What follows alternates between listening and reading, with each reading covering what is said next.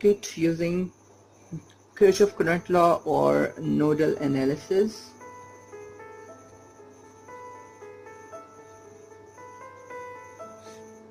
Let's take a simple circuit with two voltage sources, 12 volt here, a resistor of 10 ohm, another resistor of 10 ohm,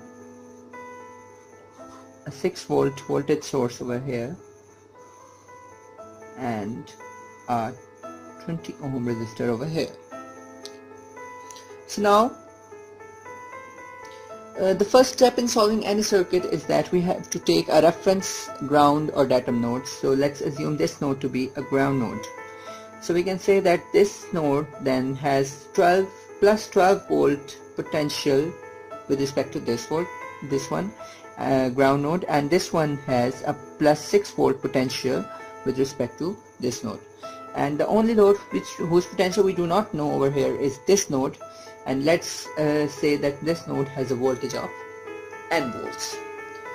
Now for applying KCL, we need the direction of all the currents in this circuit, either flowing towards or away from the node. So let's assume them to be flowing towards the node. First of all, let's assume all the currents are flowing towards the node. Now KCL says that sum of all the currents into or out of the node is equal to 0. So I have put it in this statement.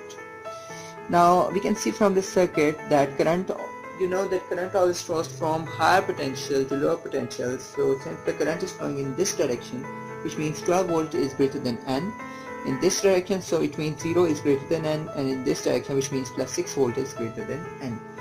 So we will say that I1 is equal to higher potential, that is 12 volt, minus lower potential, that is n volt, divided by the resistance that is present between them. Similarly, I2 is equal to 0 volt minus n volts divided by the resistance between them, which is 20, and I3 is equal to 6 higher potential minus n lower potential divided by the resistance between them, that is 10. So putting it here, we will get 12 minus n over 10 plus minus n over 20 plus 6 minus n over 10 is equal to 0.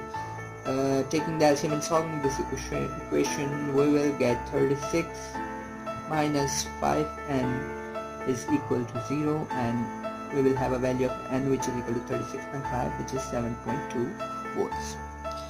So now we have found the voltage at this node. It was quite simple. So we have solved this circuit for all the voltage. Now we need to find the currents that are present in each and every one of these branches. So we have formula for all three, and we have the only one unknown variable, which was n. We have found it out, so we will write 12 minus 7.2 over 10 minus 7.2 over 20, and this is equal to 6 minus 7.2 over 10. So its answer will be 0.48 ampere. This is equal to minus 0.36 ampere, and this is equal to minus 0.12 ampere. Now you can see that this is greater than 0, that is, this has a positive, this is negative, and this is negative.